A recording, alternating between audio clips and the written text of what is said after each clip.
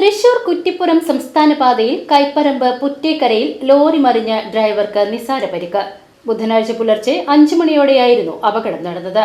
അപകടത്തിൽ കാസർകോട് കാഞ്ഞങ്ങാട് സ്വദേശി കുമ്പളങ്ങൽ വീട്ടിൽ 22 വയസ്സുള്ള ആദർശനാണ് പരിക്കേറ്റത്. പരിക്കേറ്റ ആദർശിനെ തൃശൂരിലെ സ്വകാര്യ ആശുപത്രിയിൽ പ്രവേശിപ്പിച്ചു. കണ്ണൂരിൽ നിന്നും പെരുമ്പാവൂരിലേക്ക് പ്ലൈവുഡ് ലയറുകൾ കൊണ്ടുപോകുന്ന ലോറിയാണ് മറിഞ്ഞത്. മണിക്കൂറുകളോളം സംസ്ഥാന പാതയിൽ ഗതാഗതം തടസ്സപ്പെട്ടു. പേരാമംഗലം ഹൈവേ പോലീസിന്റെയും പ്രദേശവാസികളുടെയും സമയോചിത ഇടപെടലിലൂടെ 7:30ഓടെ ഗതാഗതം പുനഃസ്ഥാപിച്ചു.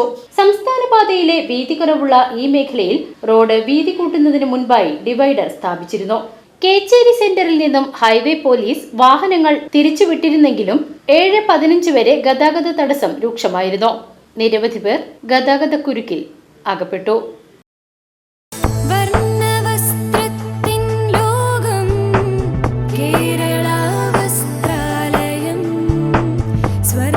Kerala Vasthralayam, Pattambi road, Kunnamkulam. Guruvayur road near Royal Hospital, Kunnamkulam.